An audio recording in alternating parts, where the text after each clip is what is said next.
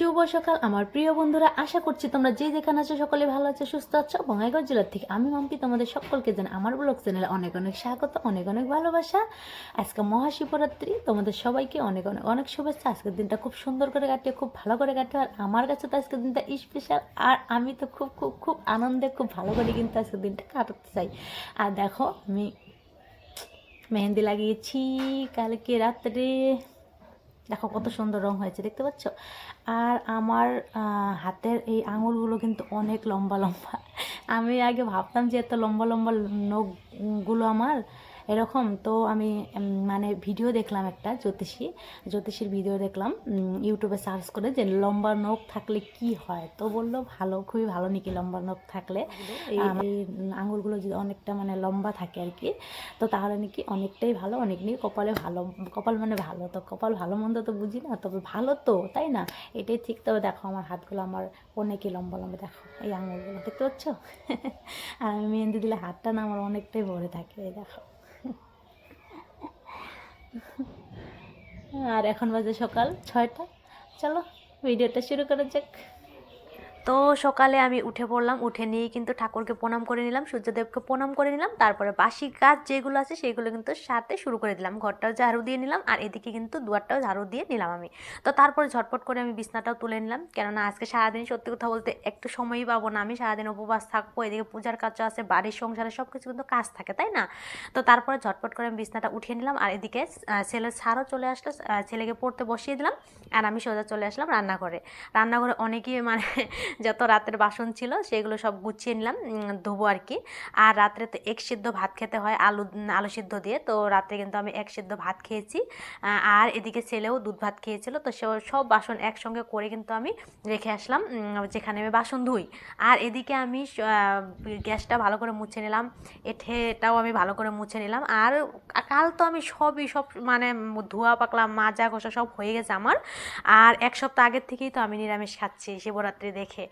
তো তারপরে আমি বাসন ধুতে চলে আসলাম, বাসনগুলো ভালো করে মেজে নিলাম। আর দেখো আমাদের নতুন ড্রাম নিয়ে এসেছে, জলেরই অনেক কষ্ট তার জন্য। সো বন্ধুরা, তো দেখো আমরা এখন যাচ্ছি নদীতে স্নান করতে, কেননা মহাকুম্ভর মেলা তো শুরু হয়ে গেছে। 140 বছর পর এই মেলাটা হয়, তাই না? আর আমাদের তো যাওয়া হলো না, তো তাই আমরা আজকে নদীতেই স্নান করবো। তো সবাই মিলে যাব, মা আছে ওইদিকে, দেখো আমার ছেলেও আছে। আর আমার ছেলে তো একদম পাগল পাগলা, কিছুই বুঝতে চায় না, বুঝতে পারে না, কি বলবো, ছোট বাচ্চা না। ওই দেখো কেমন করছে, দেখতে পাচ্ছ? ওকে নিয়ে সারাটা দিন আমার কেটে যায়। আর এখানে দেখো কত সুন্দর ধান হয়েছে, ধান গাছ দেখতে পাচ্ছ। এখন কিন্তু ধান ধরে নাই, ছোট ছোট গাছ, কতদিন পরেই কিন্তু ক্ষেতগুলো ভরে যাবে, অনেকটাই সুন্দর লাগবে। তবে এখন তো কই আর ধান সবাই বুনে, সবাই তো ওই মাকই বুনে, দেখতেই পাচ্ছ। আর এখানে দেখো ওয়াটার সাপ্লাই, দেখতে পাচ্ছ, এখান থেকে কিন্তু আমাদেরকে জল দেয়।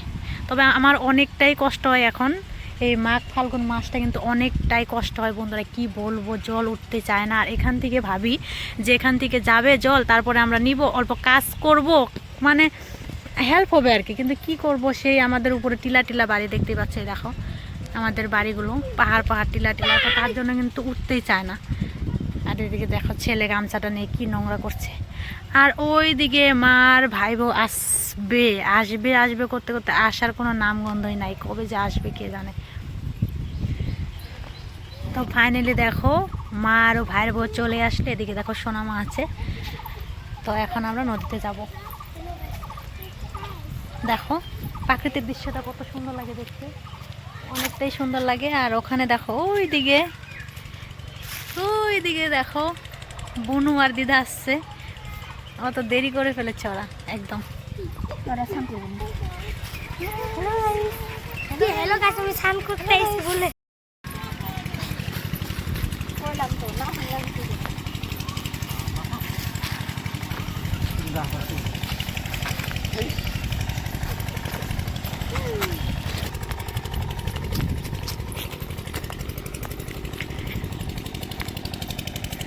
তো দেখো কত দিন পর আমি নদীতে আসলাম, আমার তো অনেকটাই ভালো লাগছে। দেখতে পাচ্ছ এদিক দিয়ে দেখো সব মাকই আর মাকই, মাকই আর মাকই। এদিকে আছে গোমাতা, এদিকে আছে গোমাতা, আর আমরা এখন করব ছান।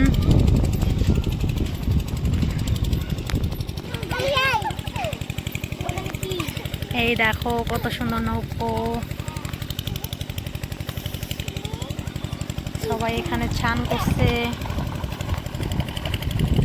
তো আমরা তো ছান করব, তো তার জন্য দেখো এসেই বললাম। আর রৌদ্রতে চোখগুলো আমার দেখাই যাচ্ছে না, কি করবো বলে, এমনি ছোট ছোট চোখ, তার মধ্যে দেখাই যাচ্ছে না। সো বন্ধুরা, তো দেখো আমরা সবাই চলে আসলাম স্নান করতে। কুম্ভ স্নানটা কিন্তু আমরা বাড়িতেই করে নিচ্ছি। আমাদের বাড়ির পাশে একটা ঘাট আছে, সেখানে এসে আমরা করে নিচ্ছি, কেননা আমরা মহাকুম্ভ মেলাতে কিন্তু যেতে পারবো না, অনেকটাই দূর, আর সেখানে বলে অনেকটাই ভিড়। আর আমরা দেখতেও পারি, সত্যি কথা বলতে অনেকটাই ভিড়, আমাদের মেয়েদের জন্য একটু কষ্টই, একটু মানে অসুবিধাই হবে যেতে, তাই না? তো তার জন্য কিন্তু আমরা বাড়িতেই স্নানটা করে নিচ্ছি। আর আমরা সবাই এসেছি আজকে স্নান করতে। আর 144 বছর পর আবারও আসবে, আর 144 বছর তো আমরা বাঁচবই না, একদিনেরই ভরসা নেই, 1 মিনিটেরই মানে ভরসা নেই, 1 সেকেন্ডেরই ভরসা নেই। তো 144 বছর আমরা কি করে বাঁচবো, তাই না? তো তারপরে দেখো এখানে দিদাও আছে, বোনও আছে, সবাই মিলে আমরা স্নান করবো একসঙ্গে। এইটাই আমার আনন্দ, এইটাই আমাদের মানে কুম্ভ মেলা, তাই না? তো এখানে আমার স্নান হয়ে গেল। আমি কিন্তু মা গঙ্গাকে, সূর্যদেবকে কাঁচা টাকা ফুল দিয়ে কিন্তু আমি একটু জল অর্পণ করে দিলাম। এখানে ভাইয়ের বউ সবাই স্নান করে নিচ্ছে, আর এদিকে আমার ছেলে তো স্নান করতে করতে এতটাই আনন্দ, উঠতে চাচ্ছে না, ওকে রেখে কিন্তু আমি বাড়ি চলে আসলাম। বাড়িতে এসেই আমি সব ধুয়ে নিলাম, মুছে নিলাম, ঠাকুর ঘর পরিষ্কার করে তারপরে কিন্তু আমি পূজা দিতে বসে পড়লাম। আর এদিকে আমার মানে যে ঠাকুর, শিব ঠাকুরের দুধ ঢালবো, সেই দুধটা কিন্তু এখনো নিয়ে আসে নাই, আর একটু পরে আসবে হয়তো, আসবে সময় হয়ে গেছে। তো আমি এখানে পুজো দিতে শুরু করে দিলাম। আর বন্ধুরা একটা কথা বলি, আমি মেডিটেশন করি। তোমরা হয়তো বলবে যে তুমি কেন মেডিটেশন করো, তাই না? মেডিটেশন করে কি ফল পাও? আমি আগের ভিডিও বলেছি মেডিটেশন আমি কেন করি আর মেডিটেশন করে কি ফল পাওয়া যায়। তো মেডিটেশন করলে 1 নম্বর কথা, শান্তিতে থাকা যায়, ডিপ্রেশনের থেকে বাঁচা যায়। আর তার থেকেও বড় কথা হলো, জাদু টোনা টোটকা, ব্ল্যাক ম্যাজিক এইসব যে লোকজনেরা করে, সেখান থেকে কিন্তু আমরা অনেকটাই বাঁচতে পারি।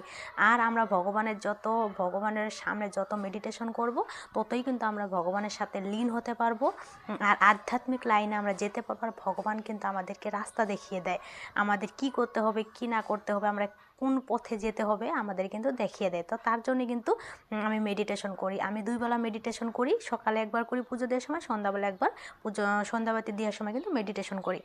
আর বন্ধুরা তোমরা চাইলে করতে পারো, অনেকটাই ভালো থাকতে পারবে, অনেকটাই রোগ মুক্তি পাবে, মানে কি আর বলো, ডিপ্রেশনের থেকে বাঁচতে পারবে, ব্ল্যাক ম্যাজিক কিন্তু থাকলেও কেটে যাবে। তো আমার পূজাতে হয়ে গেল, তুলসী তলাও কিন্তু আমি পুজো দিয়ে নিলাম, আর পিঁপড়াকেও খেতে দিলাম, পাখিকেও খেতে দিলাম, সবাইকে কিন্তু আমি খেতে দিয়ে দিলাম, আর তুলসী মাকেও জল দিয়ে দিলাম। তো দেখো আমি শিবরাত্রিতে শিবের মাথায় যে জল ঢালবো, তো তার জন্য দেখো আমি খুব সুন্দর করে বাটা সাজিয়ে নিয়েছি, আর আমি এখন মন্দিরে যাব। তো এখানে দেখো আমরা চলেই আসলাম। আর ছেলে তো এই কুর্তিটাই পছন্দ করে, ওর খুবই পছন্দ, খুবই ভালোবাসে।